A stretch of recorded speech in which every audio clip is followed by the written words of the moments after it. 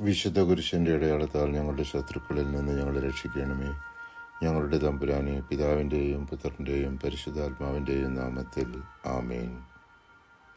ദൈവാനുഗ്രഹം അവകാശമാക്കുന്നതിന് വിളിക്കപ്പെട്ടവരാണ് നാം എന്ന് ഓർമ്മപ്പെടുത്തുന്ന തിരുവചന ഭാഗമാണ് വിശുദ്ധ പത്രോസ് ശ്ലീഹായുടെ 1-ാം ലേഖനം 3-ാം അധ്യായം 9-10 തിരുവചനങ്ങൾ. തിന്മയ്ക്ക് തിന്മയോ നിന്ദനത്തിന് നിന്ദനമോ പകരം കൊടുക്കാതെ അനുഗ്രഹിക്കുവിൻ. അനുഗ്രഹം അവകാശപ്പെടുന്നതിനു വേണ്ടി വിളിക്കപ്പെട്ടിരിക്കുന്നവരാണല്ലോ നിങ്ങൾ.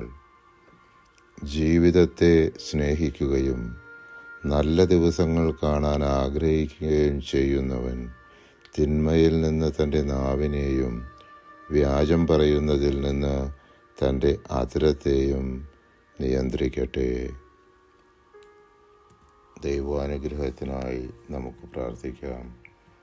ഞങ്ങളിൽ വസിക്കുന്ന ത്രിയേക ദൈവമേ, ഞങ്ങളുടെ സ്വാർത്ഥത, അഹങ്കാരം, വെറുപ്പ്, വിദ്വേഷം, അസൂയ, വൈരാഗ്യം, മുൻകോപം, ആസക്തികൾ, ദുശ്ചിന്തകൾ, നിരാശ, അപകർഷതാബോധം, മറ്റുള്ളവരെ വിധിക്കുന്ന പ്രവണത, മറ്റുള്ളവരോട് ക്ഷമിക്കുവാൻ സാധിക്കാത്ത അവസ്ഥ, പ്രാർത്ഥനയിലുള്ള ശുഷ്കാന്തിക്കുറവ്, തഴക്കദോഷങ്ങൾ തുടങ്ങി ഞങ്ങളുടെ എല്ലാ ബലഹീനതകളെയും ഞങ്ങൾ അവിടുത്തെ തിരുസന്നിധിയിൽ സമർപ്പിക്കുന്നു. അവിടുത്തെ കൃപാസമുദ്രത്തിൽ ഞങ്ങളുടെ പാപങ്ങളുടെയും കടങ്ങളുടെയും കറ കഴുകി ഞങ്ങളെ വിശുദ്ധീകരിക്കണമേ. ഞങ്ങൾക്ക് നിർമ്മലമായ ഒരു ഹൃദയം നൽകി അവിടുത്തെ അനുഗ്രഹവർഷം ഞങ്ങളിലും ഞങ്ങളുടെ കുടുംബാംഗങ്ങളിലും ചൊരിയണമേ. ആമേൻ.